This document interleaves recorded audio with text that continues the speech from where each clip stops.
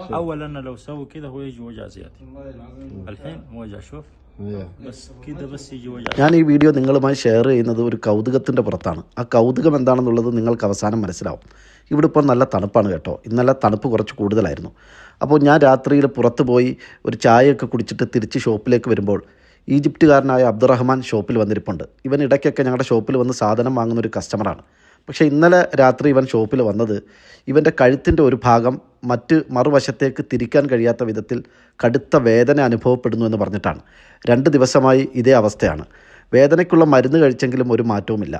അപ്പോൾ എൻ്റെ കൂടെ വർക്ക് ചെയ്യുന്ന സുഡാനി എന്നോട് ചോദിച്ചു, ഹസൻ്റെ കയ്യിൽ എന്തെങ്കിലും ഓയിൽമെൻറ്റ് ഇരിപ്പുണ്ടോ? ഞാൻ പറഞ്ഞു എൻ്റെ കയ്യിൽ ഓയിൽമെൻ്റ് ഒന്നുമില്ല. പക്ഷേ ഞാൻ ഇരട്ടപ്രസവത്തിൽ ജനിച്ച കുട്ടിയാണ്. ഞങ്ങളുടെ നാട്ടിൽ ഒരു വിശ്വാസമുണ്ട്, ഈ ഇരട്ടപ്രസവത്തിലെ കുട്ടികൾ ഇങ്ങനെ ശരീരത്തിൻ്റെ ഏതെങ്കിലും ഭാഗങ്ങളിൽ വേദന വരുമ്പോൾ ആ ഭാഗത്ത് തിരുമ്മിക്കൊടുത്താൽ, തടവിക്കൊടുത്താൽ അത് മാറും എന്നൊരു വിശ്വാസം ഞങ്ങളുടെ നാട്ടിലുണ്ട്.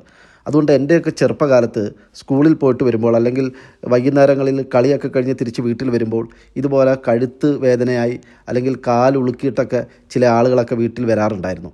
അവർക്കൊക്കെ ഞങ്ങൾ എണ്ണയും കുഴമ്പും ഒക്കെ തേച്ച് തിരുമ്മി കൊടുക്കലുണ്ട്.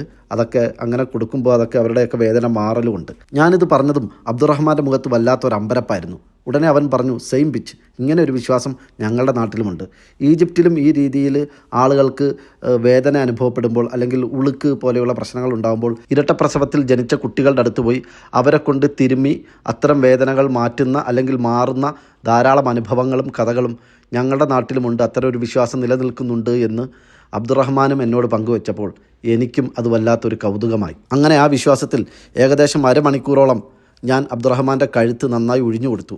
കാര്യമായ മാറ്റമുണ്ടെന്ന് പറഞ്ഞിട്ടാണ് ആൾ പോയത്. കുറവില്ലെങ്കിൽ നാളെ ഒന്നുകൂടി വരാമെന്നും പറഞ്ഞു. അപ്പോൾ ഞാൻ ഈ വീഡിയോ നിങ്ങളുമായി പങ്കുവെച്ചത് ഇത്തരം വിശ്വാസങ്ങൾ നമ്മുടെ കേരളത്തിൽ എല്ലായിടത്തും ഉണ്ടോ, ഇന്ത്യ ഒട്ടാകെ ഉണ്ടോ, ലോകത്ത് മറ്റേതെങ്കിലും രാജ്യങ്ങളിലൊക്കെ ഉണ്ടോ എന്ന് അറിയാൻ വേണ്ടിയിട്ടാണ്. കാണുന്നവർക്ക് അത്തരം അനുഭവങ്ങളും അറിവുകളും ഉണ്ടെങ്കിൽ ആ വിവരം കമൻറ്റുകളായി രേഖപ്പെടുത്താൻ മറക്കരുത്.